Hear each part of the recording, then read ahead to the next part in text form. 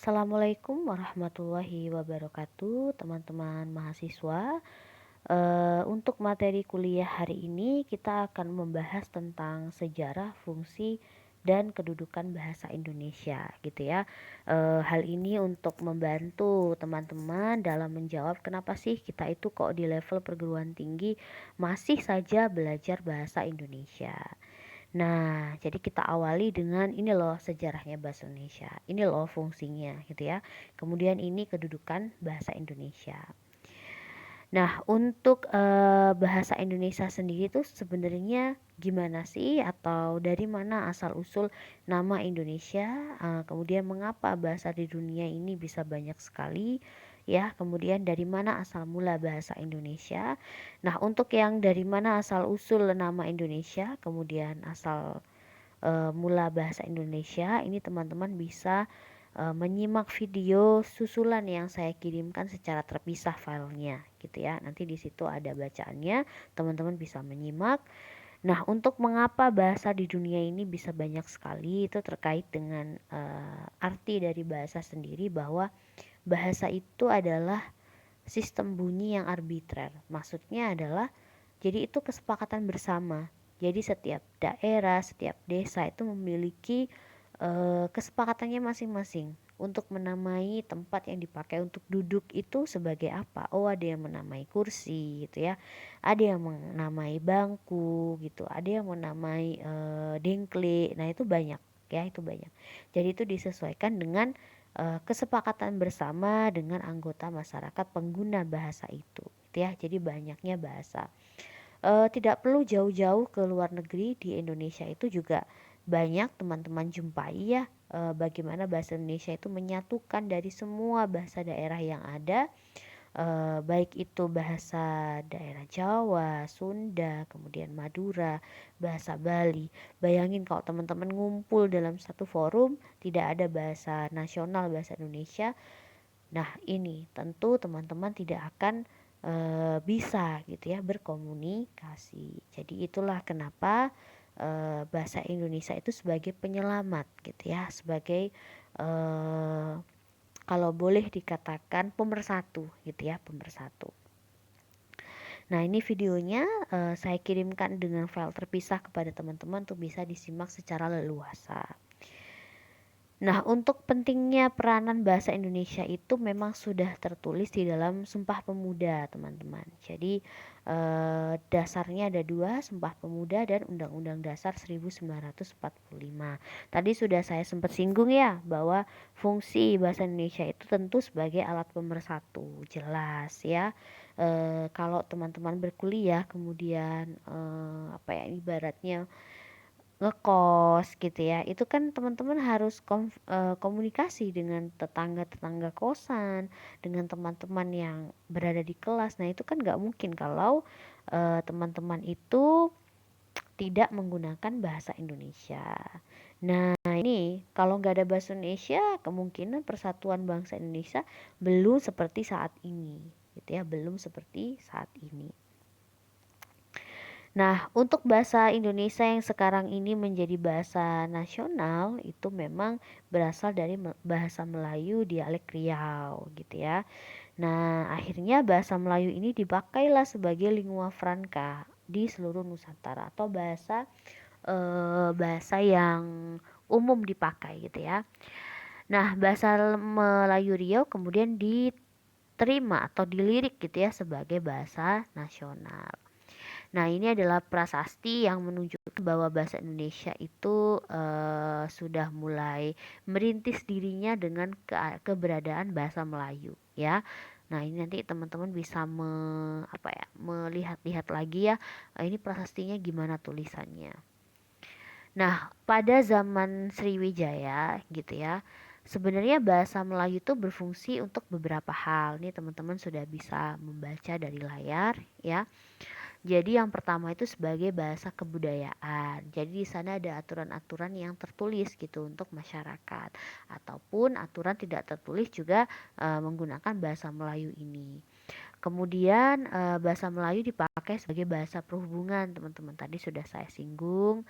Kemudian bahasa Melayu itu adalah bahasa perdagangan. Jadi kenapa bisa sampai ke Indonesia, terutama di daerah Sumatera? Ya karena memang aksesnya lebih dekat dari sana, gitu ya, lebih dekat dari sana. Kemudian bahasa Melayu sebagai bahasa resmi kerajaan. Nah ini ya, jadi upaya pelestarian bahasa daerah yang dilakukan oleh eh, apa namanya kementerian ya, oleh kementerian itu sudah bagus gitu ya, sudah bagus. Oh, bahasa daerah dipakai untuk acara-acara resmi. Nah, itu menunjukkan kepedulian. Selanjutnya, nah bahasa Indonesia itu kemudian lahir atau tercetuslah pada tanggal 28 Oktober 1928. Di situ ada satu fungsi yang menjunjung tinggi bahasa persatuan bahasa Indonesia. Nah, harusnya demikian ya, teman-teman ya. Jadi untuk karena proses yang tidak mudah dari bahasa Melayu itu menjadi bahasa Indonesia, berarti eh, apa ya, semangat persatuan itu harus dimunculkan gitu ya, harus dimunculkan. Nah, ini peristiwa diangkatnya bahasa Melayu menjadi bahasa nasional itu termasuk peristiwa politik gitu ya, bukan termasuk urusan kebahasaan gitu ya. Loh, maksudnya gimana, Bu? Jadi kalau teman-teman mengingat kembali gitu ya, dulu itu kan kita kan belum merdeka ya, belum merdeka. Nah, kemudian kita membutuhkan sebuah bahasa untuk mempersatukan seluruhnya. Akhirnya dipilihlah bahasa Indonesia itu. Nah, waktu itu ada konflik kan, ada konflik yang terjadi, ada konflik politik. Nah, itu wajar, ya itu wajar. Nah, ini adalah faktor-faktor yang menyebabkan bahasa Melayu dipilih menjadi dasar bagi bahasa nasional, teman-teman ya. Dia memiliki struktur bahasa yang sederhana, baik secara bentuk maupun susunannya. Kalau teman-teman perhatikan ya, bahasa-bahasa kayak bahasa Madura itu kan agak susah gitu untuk dihafalkan, atau bahasa Inggris tuh ya. Setiap ini ada keterangan waktunya karena memang ada tensisnya. Nah, itu kan sesuatu yang agak susah gitu ya. Nah, beda kalau bahasa Melayu mudah karena sudah pakai bahasa Latin gitu ya. Jadi mudah dihafalkan oleh pengguna baru bahasa itu. Mudah menyesuaikan juga dengan bahasa pendatang ya. Tidak ada tingkat-tingkat bahasa ya, teman-teman ya. Jadi tingkat-tingkat bahasa itu sudah tidak apa ya. Kalau bahasa Jawa masih ada ya, tapi kalau bahasa Indonesia enggak. Di dalam bahasa Jawa itu kan ada ini ya, ada kromo inggil, kromo alus. Nah, itu kan susah kalau tidak ada informasi dari awal, ya.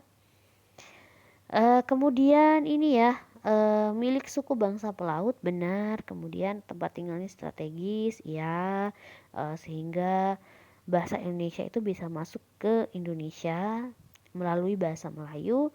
Kemudian beberapa apa ya, destinasi, bukan destinasi ya, beberapa apa namanya ini, daerah gitu ya, itu pasti memiliki kerajaannya masing-masing. Nah, di situ pasti ingin mempertahankan budaya dan bahasanya gitu ya.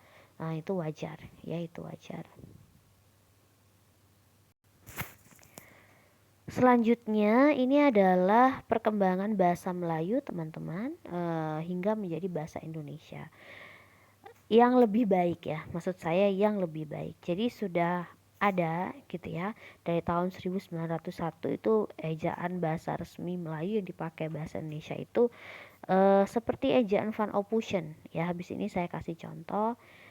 Kemudian ada penerbitan buku Balai Pustaka gitu. Kemudian tanggal 28 Oktober kemudian dicanangkan sebagai bahasa nasional. Itu kan hal yang baik ya, hal yang baik.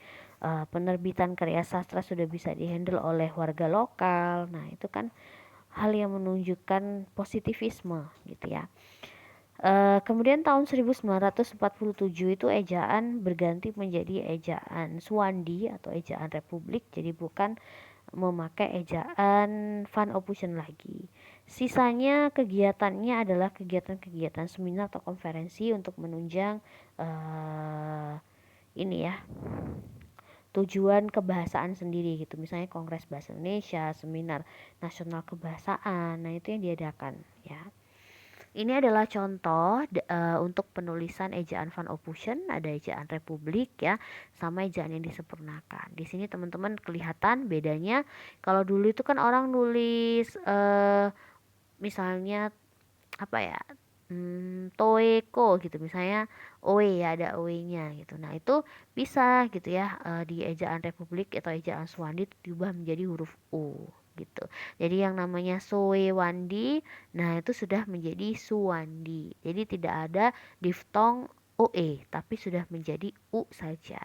Nah ini ya. Kemudian di ejaan yang disempurnakan makin banyak yang diubah ya, karena terkait dengan penulisan serapan kata dari ini ya, dengan imbuhan asing begitu lah ya, dengan imbuhan asing. Nah, ini contoh konkretnya ya, teman-teman bisa lihat di situ untuk namai payung pakai ejaan Van Ophusen disebutnya pajuing. Ejaan Swandi itu pajung, ejaan yang disempurnakan payung. Nah, ini beda ya. Ini contoh iklan di zaman dulu, teman-teman bisa lihat. Ini adalah balai pustakanya ya. Udah, ini sisanya tuh kongres-kongres aja, teman-teman ya. Tujuan kongres itu untuk apa sih? Untuk membicarakan masalah kebahasaan yang terjadi, lalu solusinya apa gitu ya. Baik di bidang pendidikan maupun di bidang keilmuan yang sifatnya merger gitu ya. Nah, ini juga ya masih sama. Nah, pada tanggal ini ada pembentukan Kamus Bahasa Indonesia sama Tata Bahasa Baku Bahasa Indonesia. Ini tahun 1988 ya. Untuk Kongres Bahasa Indonesia yang terakhir kemarin itu diadakan di Jakarta tanggal 28 Oktober sampai 2 November. Nah, di situ banyak yang ini ya, banyak yang hadir. Kita diskusi bareng-bareng tentang permasalahan di bidang itu, dikaitkan dengan masa pandemik ini gitu ya. Nah, ini kongres-kongres ya. Nah, untuk bahasa terutama bahasa Indonesia itu fungsi secara umumnya apa sih, Bu? Yaitu tadi ya, fungsinya dipakai untuk komunikasi dengan warga, apa namanya ini, dengan lingkungan kerja gitu ya. Itu kita butuh bahasa ya. Ngomong secara langsung juga butuh bahasa. Jadi ini nanti teman-teman bisa baca sendiri gitu ya. Nah, ya, untuk secara umumnya fungsi bahasa itu memang dipakai dalam kehidupan sehari-hari, tadi sudah sempat saya singgung. Kadang dipakai untuk penyembuhan pasien yang mengalami speech delay gitu ya, dengan speech therapy. Nah, ini juga ya sebagai mitra berkomunikasi juga bisa. Kemudian sebagai alat penghubung antar manusia dalam masyarakat. Nah, ini juga menjadi harapan ya, menawarkan kebudayaan itu kepada generasi mendatang ya, melalui cerita lisan gitu ya.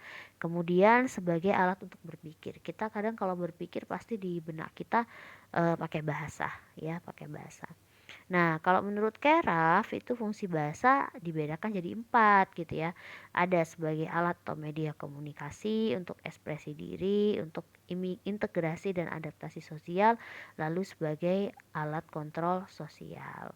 Nah, untuk kedudukannya sendiri teman-teman ya, bahasa Indonesia itu menempati 2 posisi. Nah, sebagai bahasa nasional, kemudian sebagai bahasa negara, ya.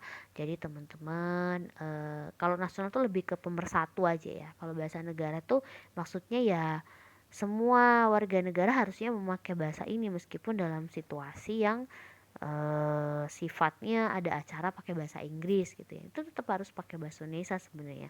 Karena kan nggak ada peserta yang dari luar negeri gitu ya, dari luar negeri.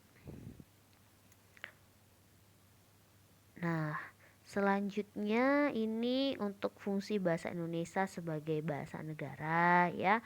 Tentu sebagai pengantar pendidikan, pengembangan kebudayaan dan iptek yang sedang kita lakukan sekarang. Gitu ya. Oh iya, ini satu lagi tadi kelewatan ya. Kalau fungsinya memang sebagai identitas nasional, oh ini bahasa Indonesia tuh punyanya orang Indonesia, komunikasi perhubungan antar warga, suku bangsa dan termasuk lambang kebanggaan ya. Jadi sepatutnya sudah bangga, begitu ya.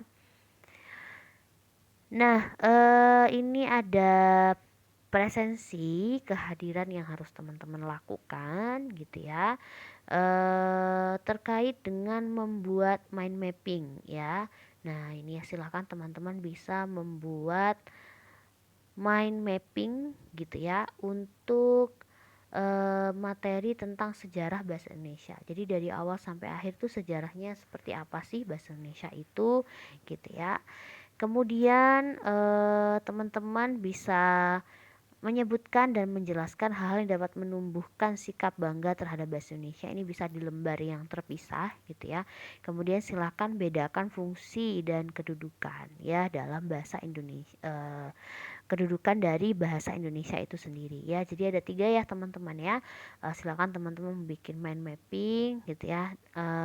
Untuk Microsoft Word ini dikumpulkan dalam bentuk PDF ya, dengan nama file tugas underscore nama teman-teman, kemudian underscore kelas ya, kelasnya apa, pakai kode ya, kode angkanya.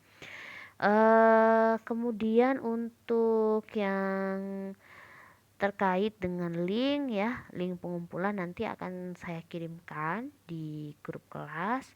Nah untuk